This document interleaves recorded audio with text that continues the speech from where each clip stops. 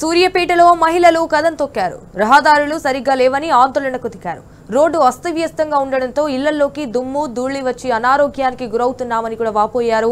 అయితే ఇదే అంశంపై పలుమార్లు అధికారులకు ఫిర్యాదు చేశామని గుర్తు చేశారు. తమ సమస్యను పట్టించుకోలేదని మండిపడ్డారు. వెంటనే తారు రోడ్డు వేయాలని కూడా డిమాండ్ చేస్తున్నారు.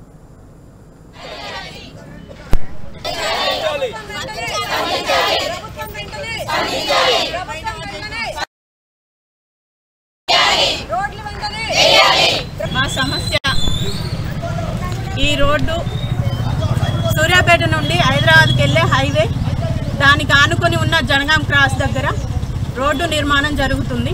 గత సంవత్సరం నుండి ఆ పనులు నడుస్తున్నాయి. దాని కారణంగా అటు వెళ్ళాల్సిన వెహికల్స్ అన్నీ, హెవీ వెహికల్స్ అన్నీ, చిన్న వెహికల్స్ పెద్ద వెహికల్స్ హెవీ అనకుండా మా వజ్రా హోమ్స్ మీదుగా అంజనాపురి కాలనీ నుండి హైవేకి కలపడం జరుగుతుంది. అలా రావడం వల్ల రోడ్డు ఇంతకుముందున్న బీటీ రోడ్డు గుంతలు పడి బాగా డ్యామేజ్ అయిందండి. ఆ గుంతలు బూడ్పడం కోసం అప్పుడు నిరసన చేసాం. ఆ గుంతలు బూడ్పడం కోసం సహకరించారు, దానికి ధన్యవాదాలు. ఆ సహకరించినందుకు ఈ దుమ్ము ధూళి ఈ డస్ట్ పోయడం వల్ల మాకు చాలా ఇబ్బంది ఉందండి.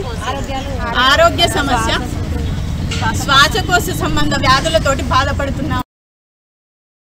సమస్య వల్ల ఒక పేషెంట్ కూడా ఐసీయూలో ఉన్నాడండి.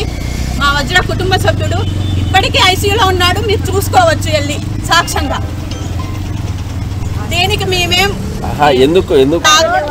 పొద్దున లేచిన దగ్గర నుండి, నిద్ర లేచిన దగ్గర నుండి మొదలు పెడితే నిద్ర పోయినా కూడా ఈ సమస్య అనేది మాకు కిటికీలో నుండి చిన్న ఎంత డోర్ కర్టెన్స్ ఎన్ని క్లోజ్ చేసినా డస్ట్ మాత్రం వస్తుందండి.